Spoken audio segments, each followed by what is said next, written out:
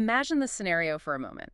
It's winter, 2018. It's freezing cold outside, that really biting Baltimore cold. Right, the kind that gets right into your bones. Exactly.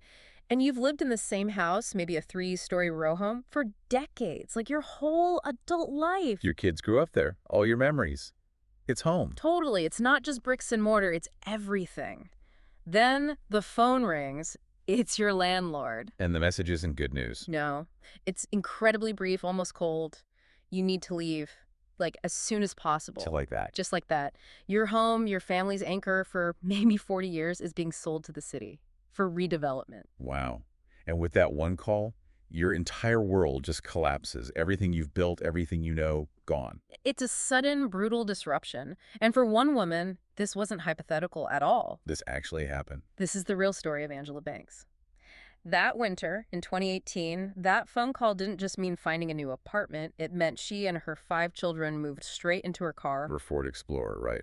Family of 6 living in a car in winter. Can you even picture that?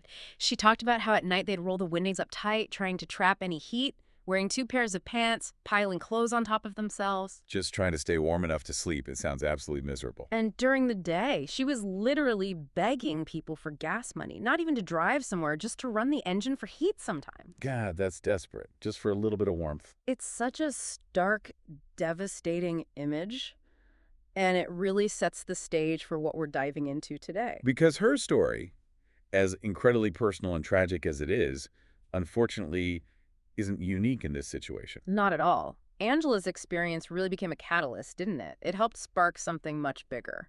It did. What we're focusing on today is a formal federal investigation that former residents of Baltimore's Poppleton neighborhood are demanding. Right. They're asking the federal government to look into why and how they were displaced. Exactly. This isn't just some local disagreement or a planning board dispute.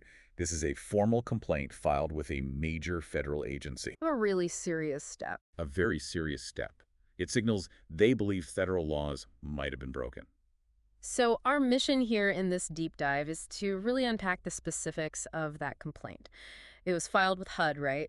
The U.S. Department of Housing and Urban Development. That's correct. HUD. They're the federal agency overseeing housing policy, community development, and, crucially, enforcing fair housing laws. And the core of the complaint alleges that the city's redevelopment plans for Poppleton, which is a historically black neighborhood, we should stress, had discriminatory effects. Yes.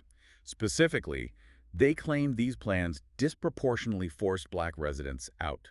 And not only forced them out, but actually made segregation in Baltimore worse. Right. Worsened segregation. And they argue that this violates a cornerstone piece of legislation, the Fair Housing Act. Okay, so violation of the Fair Housing Act. That's a very serious allegation at the federal level. Extremely serious. And we're also going to look closely at what these residents are demanding now. It's not just about acknowledging the past. No, they want concrete action. Exactly. They're demanding financial compensation for what they lost, a right to actually return to Poppleton if new housing gets built. A right of return, okay. And fundamental reforms Yeah. to how the city uses eminent domain. Eminent domain, that power the government has to take private property, even if you don't want to sell. Precisely. They want serious limits on that, especially in situations like this. And this deep dive, we should mention, is based on a really detailed news report. It outlines the complaint, but also shares these incredibly powerful personal stories from the residents themselves. Yeah, it brings the human cost into sharp focus. It's a story about one neighborhood, but it touches on these huge issues: equity, displacement, power that cities all over the country are grappling with. Absolutely. So let's start right back at the beginning with Angela Banks. Her story really is the human heart of this whole issue. Let's walk through what happened to her again, that immediate impact. It really does put a face on it all. Angela Banks said that phone call was just chillingly brief. Landlord calls, says you got to leave, like now. Yeah. I'm selling your home to the city. And this wasn't just any rental. She'd lived there for over 40 years. 40 years. Think about that. Decades of life, raising kids, building community ties, all just wiped out by one phone call. It wasn't just a property transaction for her. It was her life. And the timing? Winter 2018 made it so much worse. It wasn't just inconvenient, it was a crisis. Moving straight into her green Ford Explorer with 5 kids. Living out of a car. It's almost impossible to comprehend the stress, the fear, the sheer physical discomfort of that.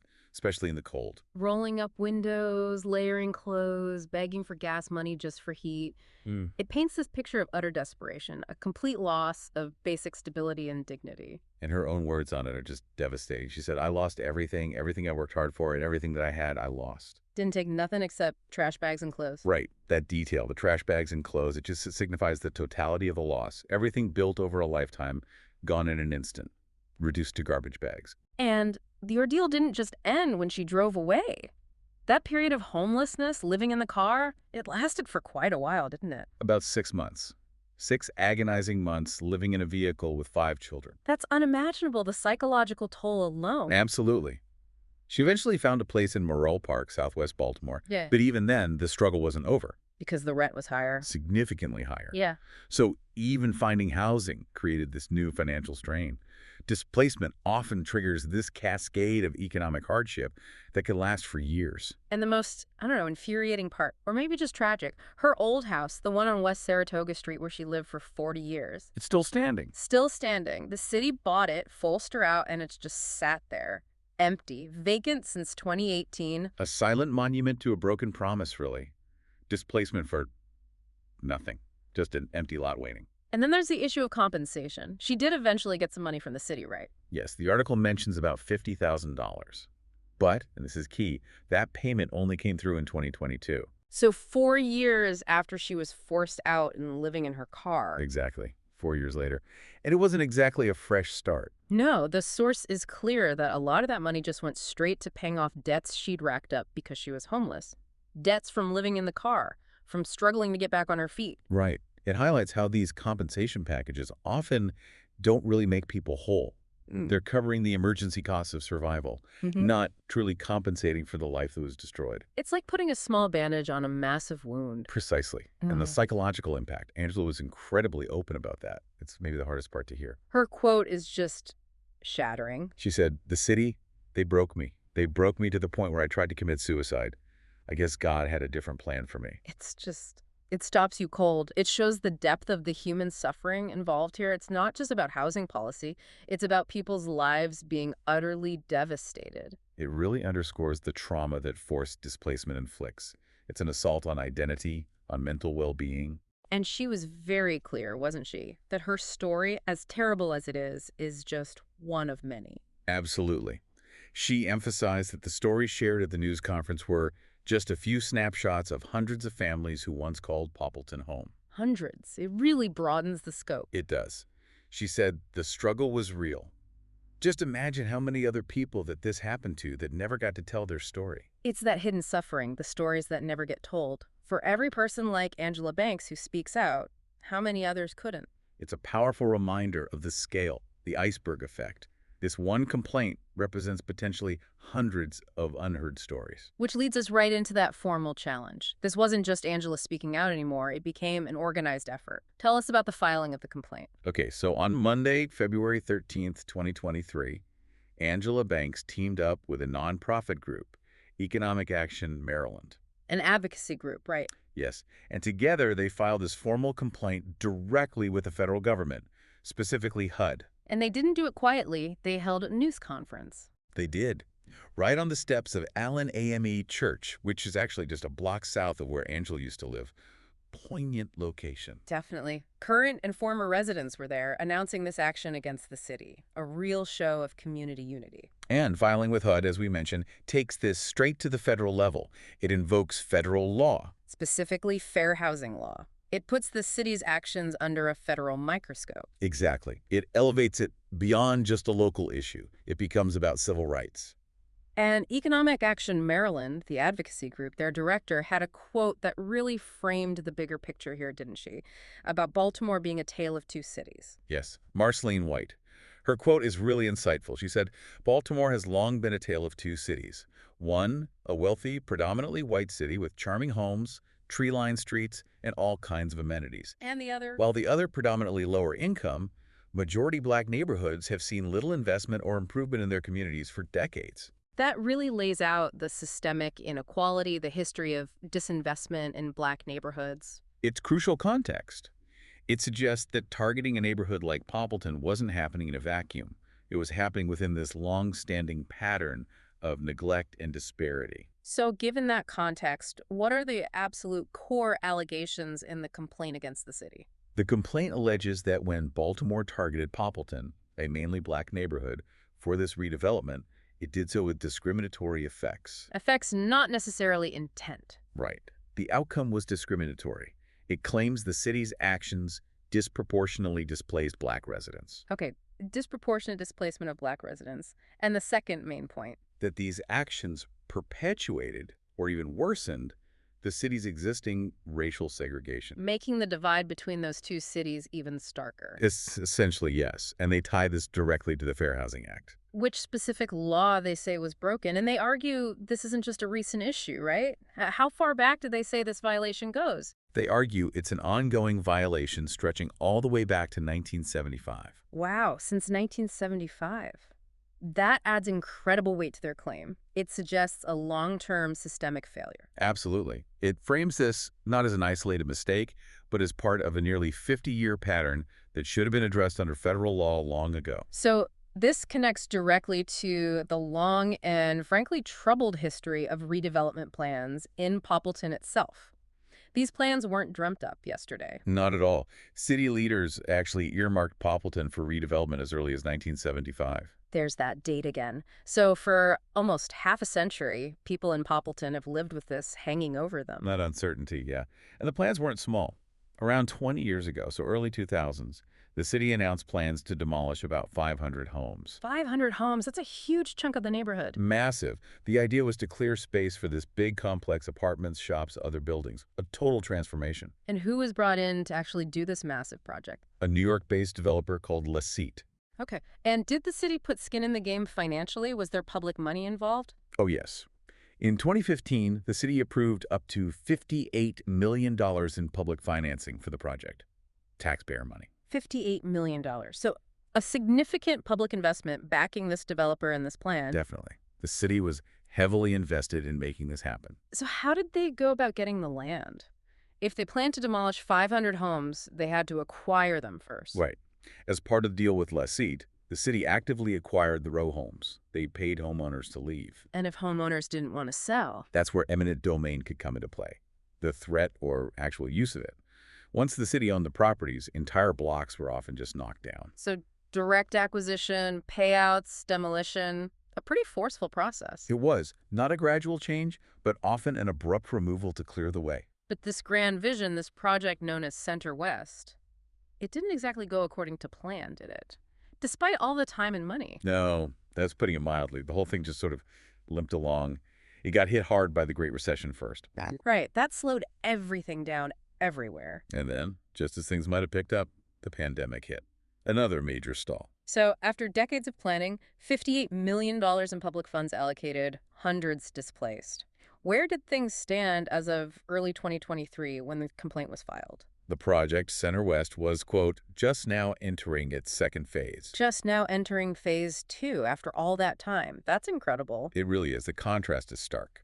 What does phase 2 even involve? Is it the massive complex originally promised? Phase 2 is an $80 million senior housing apartment building, 176 units. On one corner, Schroeder and Saratoga. So one building after decades. Meanwhile, you have Angela Banks' house sitting vacant. Parcha McFadden's house is marked for demolition. Exactly. These large areas cleared, homes gone. But the promised revitalization is still largely absent. Just one building starting now. It shows the huge gap between the plan and the reality, and the community paid the price up front. And there's another really critical piece in the complaint, isn't there, about whether the original residents could have even afforded to live there, even if it had been built on time. Yes, this is fundamental. The complaint alleges that even if Center West had finished back in 2015 as originally planned, most of Poppleton's original residents wouldn't have been able to afford the rent in the new apartments anyway. So the plan itself might have baked in their displacement, even without the delays. That's the implication. That the redevelopment wasn't designed for the existing community. It points to this pattern where revitalization often means replacing the original, usually lower income, often minority residents with wealthier newcomers. Gentrification, essentially, built into the plan. That's what the complaint strongly suggests. It challenges the whole notion of who the development was truly meant to benefit. And we should just note for the record that when this complaint was filed and the news report came out, neither the city nor the developer less seat offered any comment. Right. That silence for the residents making these claims can feel very dismissive. It leaves their accusations hanging unanswered, at least initially. It certainly doesn't help build trust. No, it often deepens the sense of injustice. Now, Angela Banks wasn't the only voice speaking out. Other former residents shared their experiences. Tell us about Parch McFadden. Parcha McFadden was another former homeowner, actually a neighbor of Angela Banks. She also spoke at that news conference. Their story was similar. Very similar. Also forced out for redevelopment that then stalled or didn't happen as planned. Another life uprooted for empty lots. And the physical evidence is there too, right? Her former properties. Yes, the source mentioned her houses on either side of an alley are now also city-owned vacants, and they're marked with those big X's. Marked for demolition, just like Angela's situation, a mirror image. Displacement, then stagnation, then eventual demolition plan. It reinforces that this wasn't just one person's bad luck. It looks like a pattern across the neighborhood. These X's become symbols of that broken process. Then there's Sonia Eddy. Her story is a bit different, isn't it? She actually managed to resist. She did. Sonia Eddy's story is quite remarkable. She fought for nearly 20 years and successfully saved her historic row home from being taken and demolished. 20 years. That's incredible persistence. It really is. It's a rare victory against eminent domain in this context, which makes her perspective particularly valuable. She saw what happened to everyone else. So even though she saved her own home, what did she say about the overall impact of eminent domain or even just the threat of it on Poppleton? Despite her personal success, she was blunt. She said that eminent domain and the constant threat of property seizure has destroyed her neighborhood. Destroyed the neighborhood, even if her house still stands. Exactly. It's not just about the buildings. It's about the community fabric, the social ties, the shared history. When your neighbors are forced out, when blocks disappear, the soul of the place disintegrates, even if your own four walls remain. She witnessed the community being dismantled around her. Yes. And her call for justice goes much deeper than just property value. It touches on cultural and historical loss. Her quote is incredibly powerful. What did she ask the city? She asked, "Where is our just compensation?" But then she went further. It is a permanent erasure of a people of color, our history, our culture, our characteristics, our identity. There is nothing to show we ever existed. Black neighborhoods matter. Wow, a permanent erasure. That really frames it as not just displacement, but the destruction of identity, of heritage. Precisely. It elevates the conversation beyond economics to fundamental human rights and the value placed on Black history and culture in the city's development plans. It's a devastating critique. So building on all this history, all this pain, what are the residents in economic action Maryland actually demanding now? What does justice look like for them moving forward? Their demands are pretty clear and aim for both restitution and future protection. First, they want compensation for former Poppleton residents. Financial compensation, and presumably compensation that reflects the true scale of the loss, not just property value or relocation costs. Exactly. Acknowledging the trauma, the lost decades, the debts incurred, the emotional toll Angela Banks spoke about, trying to address that brokenness. And alongside money, they want that right of return we mentioned earlier. Yes. If and when new housing is built in Poppleton, the displaced former residents should have the priority, the guaranteed right to come back. Which is so important, right? To ensure that any benefit from revitalization actually flows back to the original community, not just to newcomers. It's fundamental for restorative justice. It prevents the redevelopment from simply finalizing the displacement that already occurred. It offers a path back home. Okay, so compensation and right of return address the past harms and immediate future. What about preventing this from happening again? What systemic changes are they pushing for? They're targeting the tool used to displace them, eminent domain. They want the city's ability to use eminent domain significantly curbed. Stricter limits on when and how it can be used, especially in established neighborhoods. Yes, and crucially, they want oversight. They're demanding the creation of a community oversight board. A board made up of community members. Likely involving community members, yes. A board that would oversee any future use of eminent domain, providing a check on the city's power and ensuring community voices are heard before decisions are made. So building accountability into the system itself? Trying to, yes, Yeah. to prevent history repeating itself. And there's one more major demand, a long-term structural solution aimed at affordability and community control, the Community Land Trust. That's right, the demand for a community land trust, or CLT for Poppleton. Can you just quickly explain how a CLT works and why it's seen as a solution here? Sure. Basically, with a CLT, a nonprofit organization owns the land itself, holds it in trust for the community forever. Okay, the land is owned collectively, essentially. Right. But the homes or buildings on that land can be owned individually by residents. Because the land cost is taken out of the equation, the homes become much more affordable to buy and stay affordable over time. Ah, so it separates the building value from the escalating land value? Exactly. It's a way to lock in affordability long term and give the community control over its own land, preventing the kind of market-driven displacement they experienced. It's about building lasting equity and self-determination. That sounds like a really powerful tool for stabilizing neighborhoods. It can be. It's a forward-looking demand aimed at ensuring Poppleton's future serves its residents, not outside speculators. Okay, so let's try to bring all these threads together as we wrap up. We started with Angela Banks, her deeply personal story of losing everything, being forced into her car. A story she reminded us is just one snapshot among potentially hundreds in Poppleton, representing immense, often unseen suffering. Then we looked at the formal challenge. The HUD complaint alleging Fair Housing Act violations, claiming the city's plans disproportionately displaced black residents and worsened segregation. And arguing this wasn't new, but an ongoing issue, potentially stretching back to 1975. We traced the long, troubled history of the Center West redevelopment itself. Decades of plans, public money, displacement, but very little actual progress on the ground. And the crucial allegation that even the original plan might not have been affordable for the people it displaced. And finally, we laid out the demands. Meaningful compensation, a real right for displaced residents to return, significant reforms to eminent domain, including community oversight. And that long-term vision of a community land trust to ensure future stability and affordability controlled by the community itself. This whole story, unfolding in Poppleton, Baltimore, it really resonates far beyond one city, doesn't it? Oh, absolutely. It taps into these huge national conversations we're having about urban renewal, gentrification, racial equity, and who cities are actually for. It forces us to ask, who benefits from progress and who pays the price? And what is the true cost when that price includes displacement, trauma, and the erasure of community history, particularly Black history?